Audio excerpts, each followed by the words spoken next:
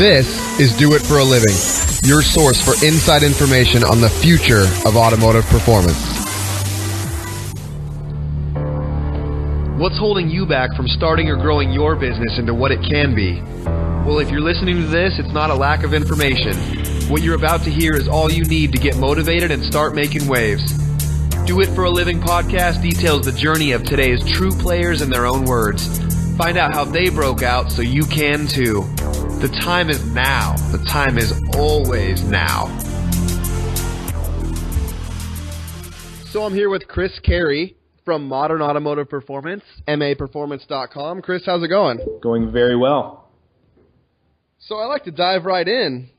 Tell us a little bit about yourself and your business. Talk about Modern Automotive Performance and how did you get started? I guess in regards to getting started, this all started back in high school days. I'm 31 now, so probably 2001, 2002, sometime in that time frame. Myself and an acquaintance of mine in high school, it actually started out with car audio. We had both bought different stereo systems and had fun going back and forth, whose stereo system is louder, this, that, and the other thing. I'm sure a lot of people went through a similar phase like that in their high school years. Sure. And from there, it switched gears. He actually purchased, a 1995 Ford Mustang GT. It wasn't long thereafter that I purchased a 1995 Mitsubishi Eclipse GST. And instead of trying to figure out whose stereo system was louder, it was now whose car is faster. And this was back in the day when, the 20G turbo was huge, 272 camshafts weren't streetable, and Super AFC was the tuning device, that everybody was using. So that kind of got me started in the whole automotive aftermarket. A couple years later, I was going to college for business, just general business. It was about 2006. I was working in the wireless industry, had been in consumer electronics for a good part of my life, but I was really just getting frustrated with the daily grind there, and decided at that point that I was going to start a business of my own. So it was between either what I knew, consumer electronics, or wireless phones. It was either going to be a third-party wireless phone retailer, or it was going to go with my passion, my hobby at the time, which was cars. Long story short, there was just a lower barrier of entry to start an automotive performance shop / website. And I also did, because I was a consumer in the market, I did see a significant gap in regards to customer service in the automotive aftermarket. So I figured maybe I could bring what I had learned from consumer electronics over to the automotive aftermarket and be successful in that regard. So at the end of the day, I was thinking about starting a website. I'd actually started a website with no sales or revenue as of yet. And a good friend of mine, Kyle Nelson, who's a co-founder of the company, was working on cars out of his garage. He's the wrench, he's the mechanic, he's the fabricator. And we just kind of joked around, we should start a performance shop. And we started casually browsing at commercial spaces, looking for somewhere that would let us have a dyno. And the next thing you know, I was signing a 5-year lease. Something like $2,000, $2,500 a month in rent over 5 years that I was on the hook for, and I really had no idea what kind of risk that was, but it ended up working out. I continued to work full-time at the wireless retailer for about 7 months, from July 2006 to February 2007. Kyle was working on cars, and we started to get some traction in the local market, and early 2007 is when I finally came on board full-time. Gotcha. So your business is, your business is selling what I call OPP, other people's products. Yep. Manufacturing and selling your own products, and until recently was also service. Correct. Yeah. Our primary focus now is distribution through e-commerce. We also, have the mail order portion of the business, whether it's phone calls or email or instant messenger or support help desk. So we have sales staff on site for that. And then we do have a pretty significant manufacturing arm as well. Those are the two core focuses now. And as you mentioned previously, we did do service and also dyno tuning, calibrations, stuff along those lines. Okay, so currently you're not doing dyno tuning. Correct. Okay. So when you started your business, you were doing service, again, OPP, and your own products. at this point right now, what does it break down? Are you mainly, like you said, you have a pretty significant manufacturing arm. How much of that in percentage is that as a total percent of the business?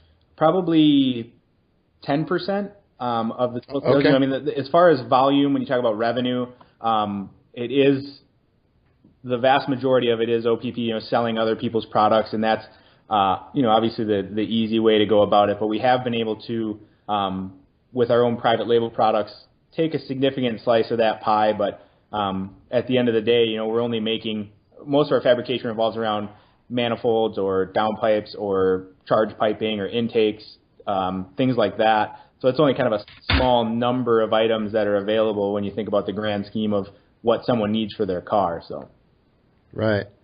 So when you're selling when you're selling all these products through your e-commerce website, what's your competitive advantage? Why do we buy from MAP Performance or MA Performance instead of any other online retailer? What's your competitive advantage? So we feel as if we have, and we've identified three uniques that we coined them, or competitive advantages. The first one being an innovative website. Some of the aspects of that, I guess, would be to have ratings and reviews on our website. We have a loyalty program that we just launched recently that's going to give 2% cash back. We'd like to feel that we have a pretty comprehensive website, especially for certain niche vehicles like the Mitsubishi Lancer Evolution. I don't know that there's a better online experience for owners of that vehicle than our website, and we're looking to do that with some other platforms as well as we continue to grow. So an innovative website is one. Always looking for new technology, new tools that we can add to that to make it a better experience. The second one is knowledgeable people providing exceptional customer service. If you were to ask, what the one key to our success was throughout the last 8.5 years, 9 years of our existence, it would be the focus on customer service and the word of mouth marketing that has generated for us. And then the last one is top tier manufacturing. That's that goes back to our private label line of products that allows us to offer either an innovative, newer, higher quality product or a high quality product at a lower price than what was previously available on the market. Got it. When you got away from service, what drove that? So it was because we're a larger e-commerce business, with a lot of my focus was on that. I'm a sales and marketing guy. Like if you don't want to see me standing by your car with a wrench, like that should be someone's nightmare. I'm a sales and marketing guy, and that's where my focus was. And Kyle, again, the co-founder, is in charge of our manufacturing, and he was in charge of the service at that time. But the money was to be made in the manufacturing side of things, and we had a significant focus on that, whether it's our engine program or our fabrication or our CNC program. So it was really getting neglected. I'm not going to say that we were certainly not doing a very good job in regards to service, but because of that, and because of several other factors, something that was a single-digit percentage of our revenue on an annual basis was creating 95% of my headaches. And so it was just a simple matter of the numbers don't add up. Exactly. It's just not worth the stress. Well, what I came to realize is that the effort that I was putting into, putting out those fires really on those 95% of headaches and dealing with, disgruntled customers and back orders and, issues along the way, I couldn't focus my time on the e-commerce and growing that side of the business. So the business as a whole all but stalled in 2010 or 2011, and we were just kind of bouncing off the ceiling, so to speak, and we couldn't grow any further. And I think that the service aspect of the business was a large part of why that happened. So was that a hard hurdle to get over, with that being an integral part of the business? Yeah, it absolutely was. I mean, the biggest thing with that is a couple really good people lost their jobs when we decided to not do service anymore. And that's a very difficult thing for any business owner to go through, especially they didn't do anything wrong. That was the hardest part. So I think that those couple people that did leave, we let them work out until they were able to find another position, and I think that we left on good terms with those guys. But that certainly was a low point for me, in our 9 years of existence here. And then the other thing in regards to our service division, we bought a building 2.5 years ago, or maybe approaching 3 years now. So we purchased our building, and at that time we had to do a build out. It was just a shell of a building, and there was a significant amount of money spent on the service area. We had 7 lifts, we epoxied the floors, we painted the ceiling, painted the walls, we had T8 lighting that was like laboratory bright throughout the back. It's heated and air conditioned. I mean, so much money was spent on the service area of the building that's now not being utilized. So that was kind of another downside to that. Yeah, that's tough. Live and learn, though. Yeah, for sure. Look, in business, you have to make all kinds of tough decisions. How do you feel about that? Is that something that you had when you first started, or are you more of a hyper-logical person that, follows the numbers now? So, like, for example, that was a tough decision that you had to make, but you had to make that decision. How do you feel about that? Do you feel if you had to do it over again, would you cut that tie quicker? Because you had to have that thought in the back of your head for years before actually making that decision. Yeah, one of my biggest, maybe it's a weakness, maybe it's a strength, is I really do care a lot about the people that work here and work for me. And so that was really, honestly, what delayed the decision from being made for quite a long time was knowing that I would have to lay off some people that had been with the company for a while.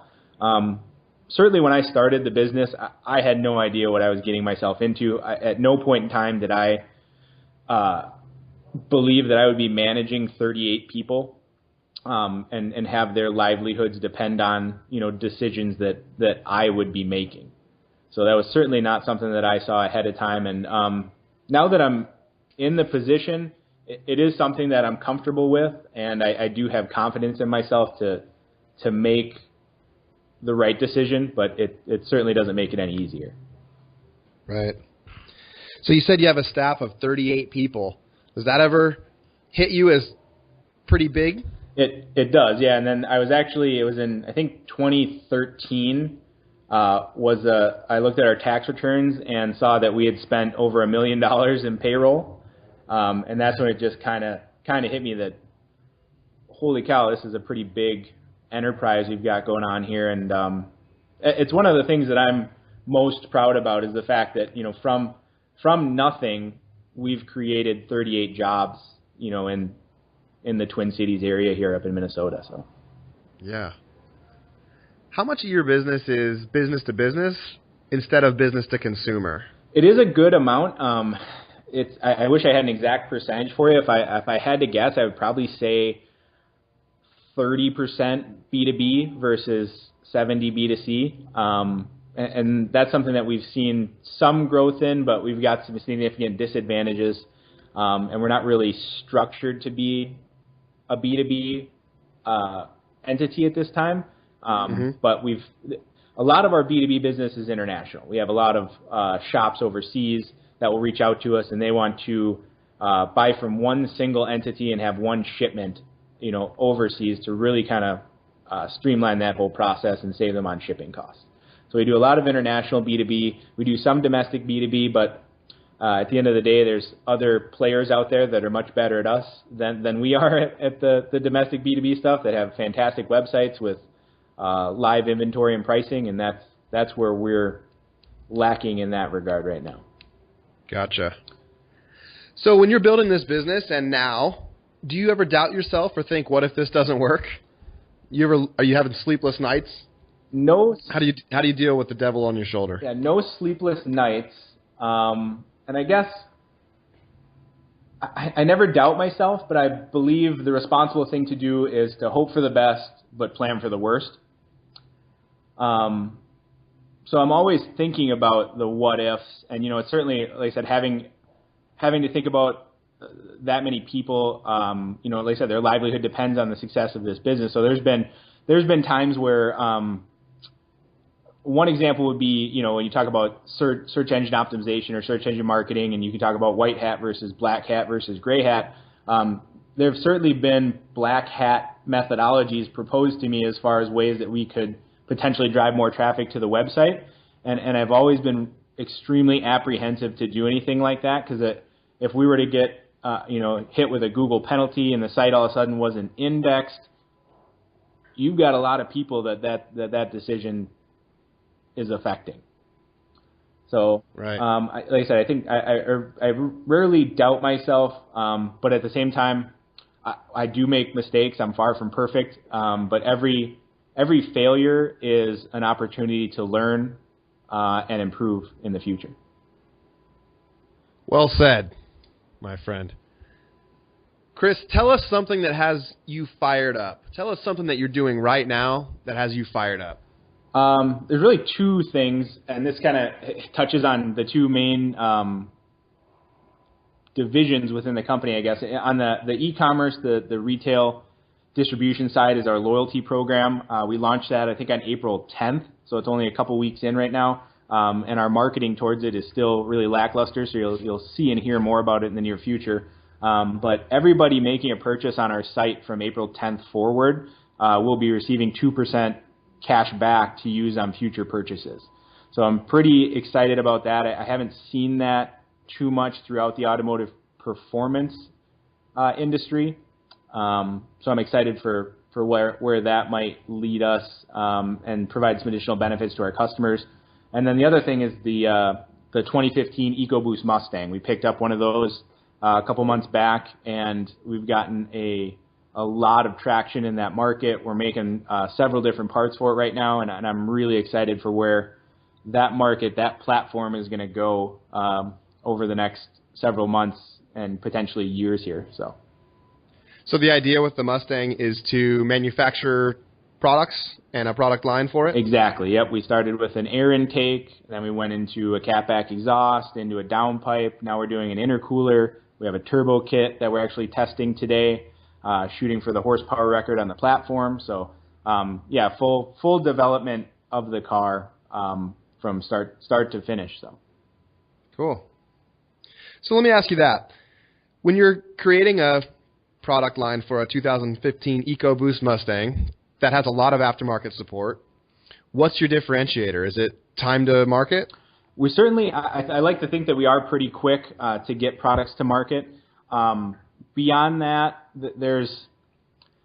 we make everything, in-house, well, most everything in-house here, and we do it with 304 stainless, and it's all TIG welded, and it's really, these guys, my fabricators, look at it more as almost an art, rather than just coming in here to do their job. They're worried about pulling colors out of the welds and making sure it's as perfect as possible. So I really think that customers do like the handmade, made in the USA qualities of our products, like the air intake. And then if you just put our product next to some of the other competing products on the market, they really just look great, and the quality is there, and we'll back that up with a lifetime warranty on anything that we fabricate in-house. From there, we did a catback exhaust for the car, and if you're not careful with this 2.3 liter, it can sound just horrendous. And there's some catback exhausts out there that sound really poor, so we put a lot of focus on making sure that the tone from the car was, we have a resonated version. You can go non-resonated if you want, but then 2 mufflers as well. And it really sounds good in compared to the other options on the market. In regards to our intercooler, we're actually doing billet aluminum end tanks, which looks cool, certainly, but at the same time it's functional as well. Rather than a sheet metal fabricated one, we can get the contours and airflow exactly how we want it to be. So that's just a few of the things that kind of are differentiating these products from the other ones on the market. But then when you talk about the turbo kit, there's really nothing else on the market right now. We're one of the first to be releasing a turbo kit for the platform. So nice. Well, I'll look into that. I'm curious, so I'll take a look. That's awesome. Good luck on the dyno today. Yeah, thanks. It's been a bit of a struggle, but we've had great support from Cobb Tuning in regards to, we're using an access port for the tuning on that platform. They've been great to work with, and we're excited to see where it goes. We're, I think, 13 horsepower shy of the record right now, so we're gonna see what we can do.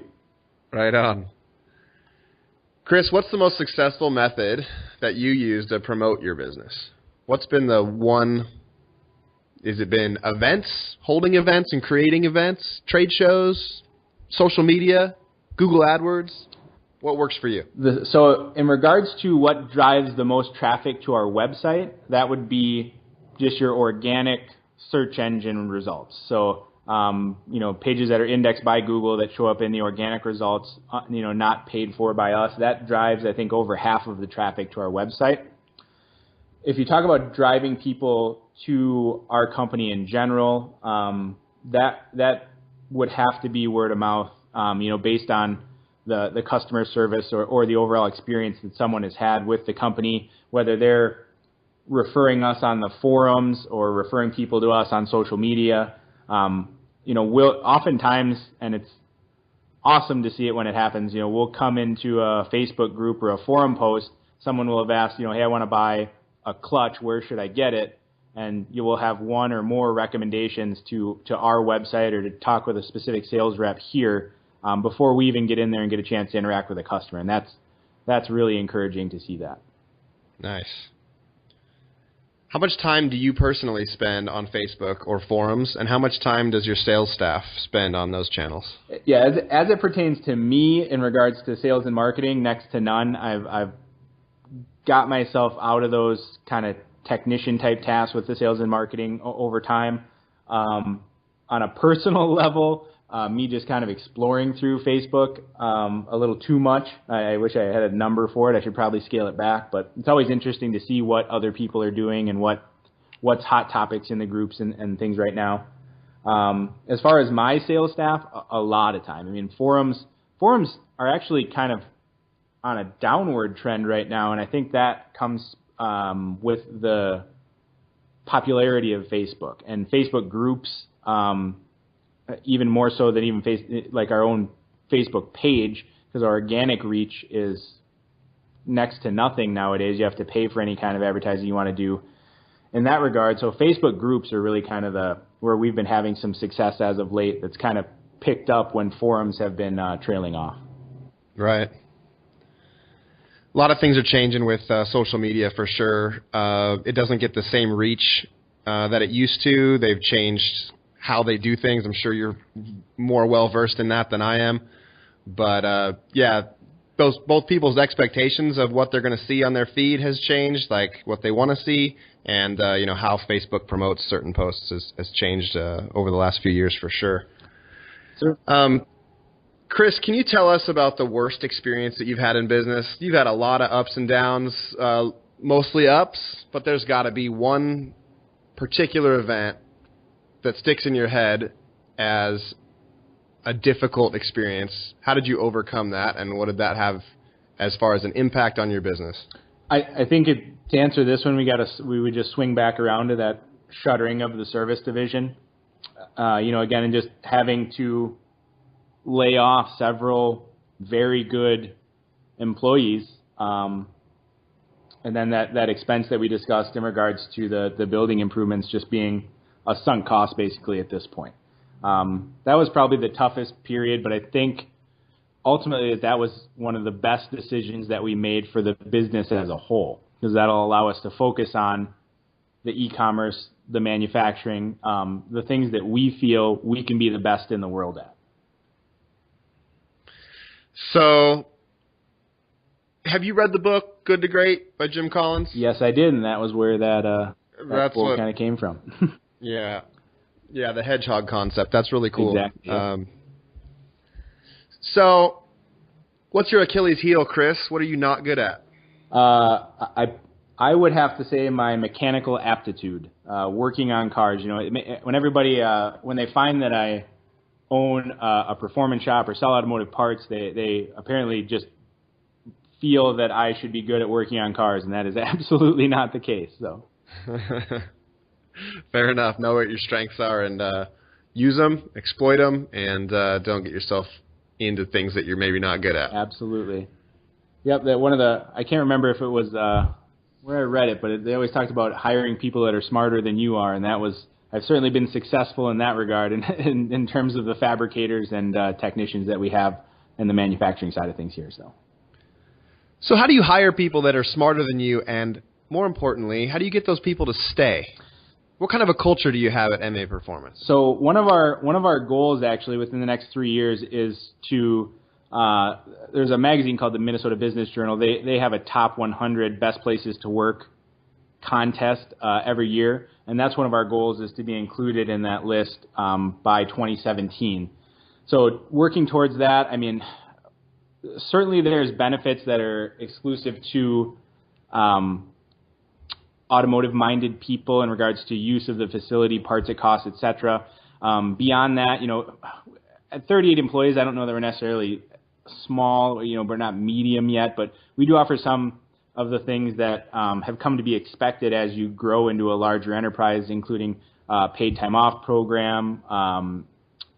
We do an HSA healthcare reimbursement and also a 401k retirement program. Outside of that, it's a pretty laid-back atmosphere, and we like to have fun in the workplace. I don't want it to be like prison for sure. I don't want it to be like school. I don't want to have to micromanage everybody and look over everybody's shoulders. So it's kind of a laid-back atmosphere that I think most people enjoy working in. So our turnover, fortunately, has been very low over the years.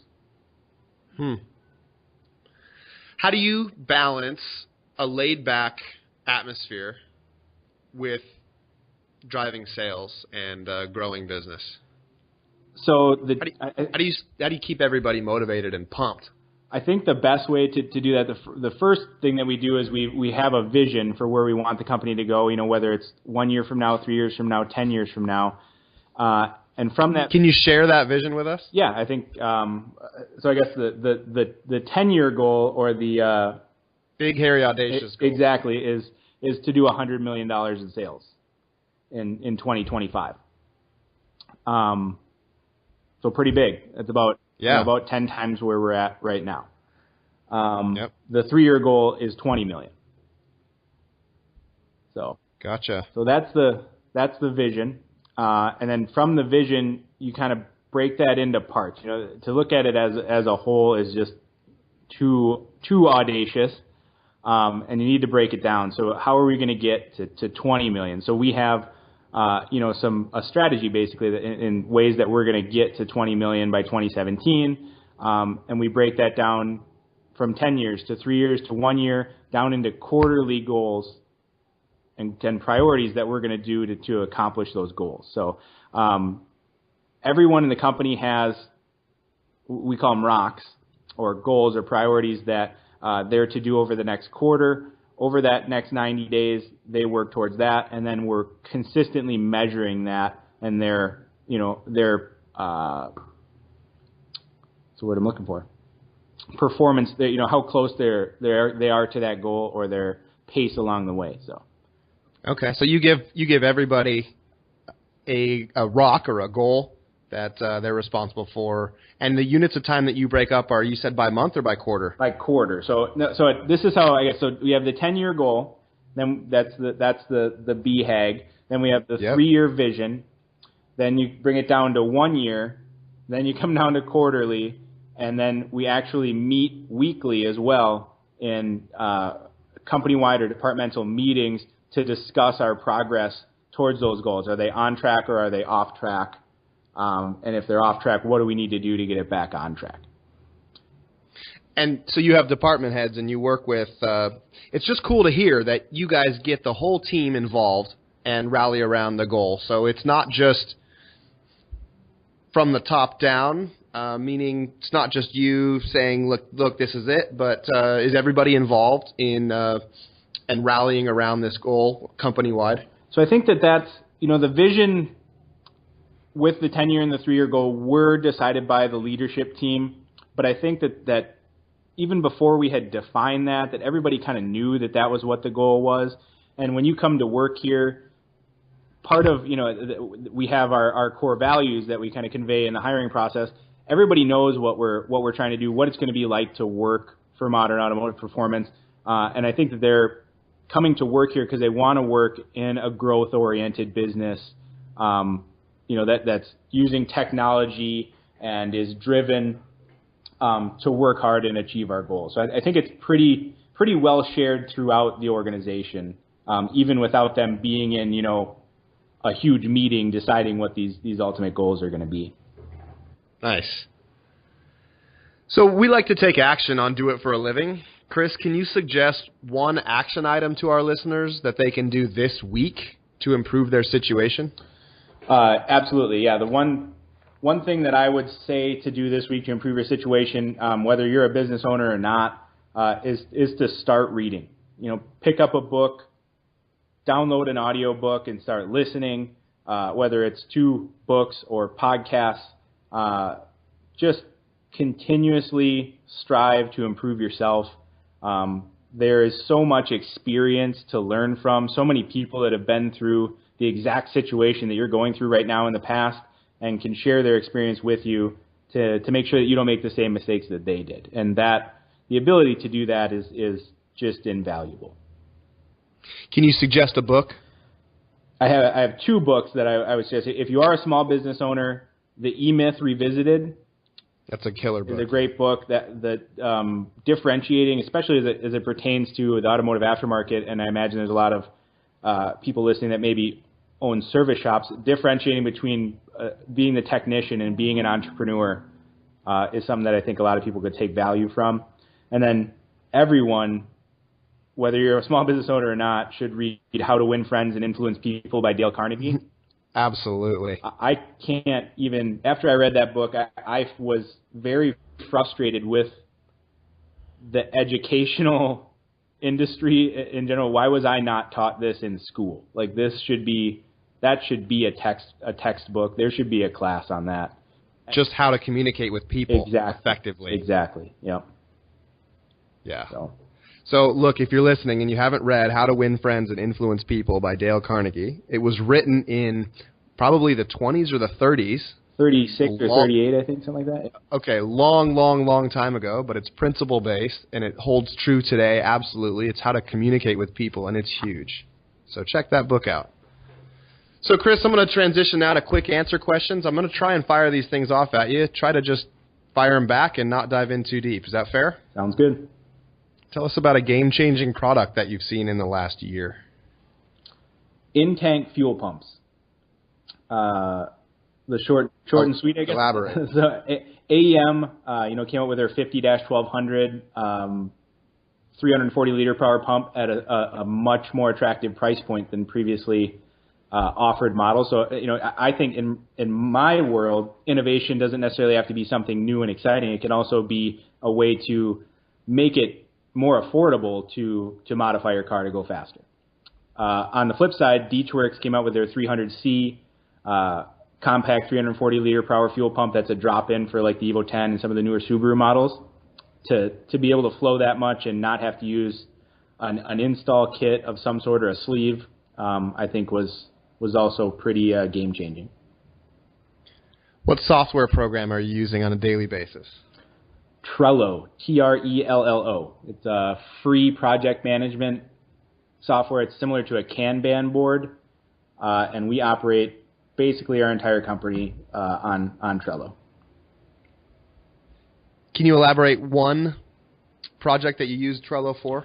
What types of projects? Manufacturing projects? So I have a personal one myself that keeps track of my to-do list. I have something called a top 5, which are basically my highest priority to-do items I'd like to get done today. And then I keep some things that are waiting for feedback from other people or other parties as well. So it's kind of a to-do list organizer for myself, but certainly in regards to our manufacturing, we have what we call a fabrication queue or an engine queue, where we will put orders from customers on there, and they can either be waiting on engine internals inbound before we can build the engine, or it's in machining right now. And every different person that's involved in that process can make notes on there, tag each other, assign different members to different tasks, move them from one list to another. I mean, literally the entire company is utilizing Trello on a daily basis. So, all right. How about a favorite app that you're using on a daily basis, Chris? There's a couple that come to mind. MyFitnessPal is the first one that I use on a daily basis, just documenting caloric intake. That's been huge in regards to my personal health over the last several months. That's been a big focus for me. Another one is Pocket, which when I'm reading on my phone, if I'm reading an article from entrepreneurinc.com or something along those lines and I want to read it later, that allows me to put that into a central location and come back to it. And speaking of reading things online, Feedly is a way for me to set up different RSS feeds and blogs that I want to, that pique my interest, that I want to kind of look at in one condensed layout and kind of browse through. So, Feedly, Feedly. Correct. Yep. What about a favorite shop tool? What's your favorite tool in the shop? I'm going to go with our 3D printer. I think that's pretty cool that we can go from a concept in someone's mind to a CAD design in SolidWorks to an actual physical piece in the matter of hours. It's crazy that it's the ability to do that is now readily available. What 3D printer do you have? Man, what do we have? I can't remember the name of it. It wasn't anything crazy. I don't know the name, and I have to get back to you. No worries. To end the conversation, what's the future of automotive performance? I think, so turbochargers, forced induction, you see Ford with the EcoBoost Mustang. I mean, I think every Ford vehicle moving forward is going to be turbocharged, so I'm really excited about what that means for us, obviously with our focus on forced induction. At the same time, you can't ignore the movement towards hybrids and even fully electric vehicles, and that, I think, for everybody in this industry is going to be a really interesting turn of events when and if that it ever becomes more mainstream. So, nice. How do we connect with you and your company? So the website is a great way to connect with the company. So that's just maperformance.com. And from there you can find our Facebook page and our Instagram and everything else. If you want to connect with me personally, email is a great venue. It's just Chris, C-H-R-I-S, at maperformance.com. And you can also find me on LinkedIn under Chris Carey. Chris, thanks so much for taking some time out of your day and talking to us about your business. And look, I've learned a lot, so I appreciate it, my friend. Yeah, not a problem. Again, thanks for having me. Not at all. Thank you. Chris. Yes, sir. You survived. I did. Man. So, hey, moving forward, because again, like you eliminated service because it's a huge headache. Mm-hmm. You can systematize maybe engine building a little bit better. But is that a service that you're going to cut when you're a $100 million business? Or is that something that you think is integral to the business? Like, how scalable is that? It's not. I don't want to say that it's not a possibility at all, but it's not on the list right now. It is scalable. The only downside is, if we are using used block cores or used crankshafts, trying to source those is kind of a pain. Yeah. If we were to use all new stuff, I mean, yeah, you have companies out there like Cosworth that are much larger than us on the manufacturing side of things that are still offering engines. So I think it's still something that'll be with us for the foreseeable future here.